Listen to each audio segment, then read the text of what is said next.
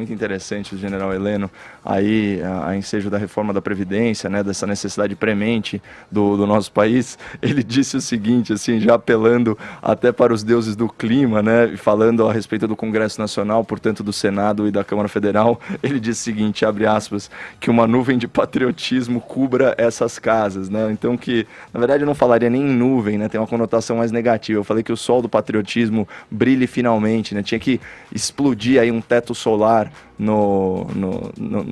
lá tanto na cúpula para baixo, né, que é a cúpula do Senado, a cúpula para cima, que é a Casa do Povo, a Câmara Federal, para ver se o sol do patriotismo consegue aí tocar as peles esverdeadas dos nossos representantes. Ô Brau, eu tenho uma curiosidade que, não sei se eu infelizmente, eu sempre ouço o Jornal da Manhã, mas dessa vez eu perdi essa entrevista, vou até rever aqui nos arquivos da Jovem Pan, do portal e tal, mas existe uma flagrante guerra, um flagrante debate de narrativas retóricas, né? O que ele disse é o esperado, ele é um quadro do governo e o governo vem adotando essa questão de desqualificar, de adjetivar como criminosa a ação, evidenciar uma ação, né, dos hackers para o que está acontecendo e para o que está sendo revelado, né, em se confirmando esses diálogos todos aí, fazendo a ressalva sobre o governo e o modus operandi da Operação Lava Jato, né?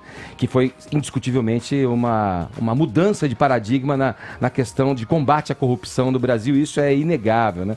O que se discute é o método e o quão legal ele pode ser. Houve algum momento na conversa com o Augusto Heleno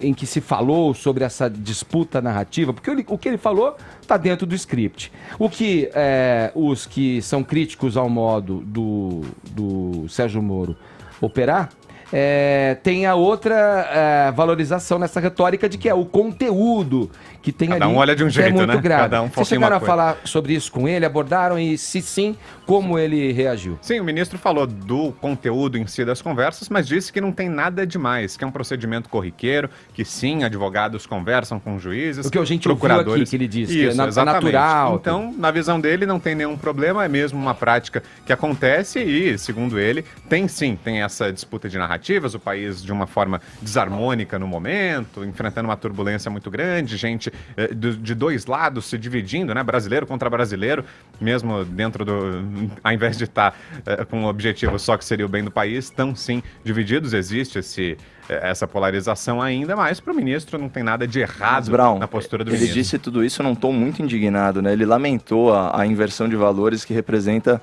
nós temos aí o gato sendo interrogado por ratos, né? Inclusive, ele manifestou aí muita contrariedade com os 2 pesos e 2 medidas, né, da mídia, que não se revolta com a relação próxima, né, entre o Supremo Tribunal Federal e os advogados de criminosos corruptos. Ele ainda deu uma aliviada, falando que o diálogo aí entre esses atores aí do judiciário é muito natural, como em qualquer profissão, mas obviamente num tom de ironia, porque não tem nenhum cabimento o advogado despachar de bermuda e banquetear ministro do Supremo Tribunal Federal fora do Brasil.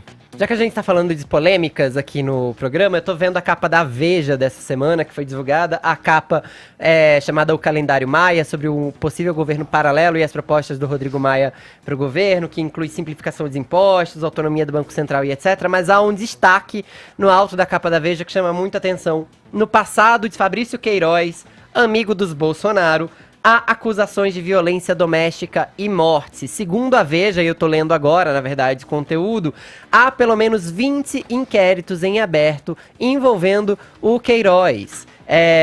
Além disso, tem denúncia também de agressão por parte da mulher dele, que diz ter levado vários socos na cabeça, costelas e braços. O Queiroz estaria envolvido, inclusive, em uma execução na Cidade de Deus, que não foi esclarecida até hoje. A matéria é bem bombástica e, mais uma vez, traz algo escuso do passado dessa figura que a gente insiste em perguntar onde está. Deixa eu me despedir aqui do Brau, pergunta, cadê o Queiroz, Brau? Ah, não me pergunte não venha. Cilada, pô, na saída. Ó, se o Brown não se arrisca, eu vou me arriscar. Se o Brown não se arrisca, eu vou me arriscar. Onde ele tá? Eu não sou vidente, mas você pode ter certeza que a direita não vai ter Queiroz livre. Deve estar no Rio das Pedras, talvez.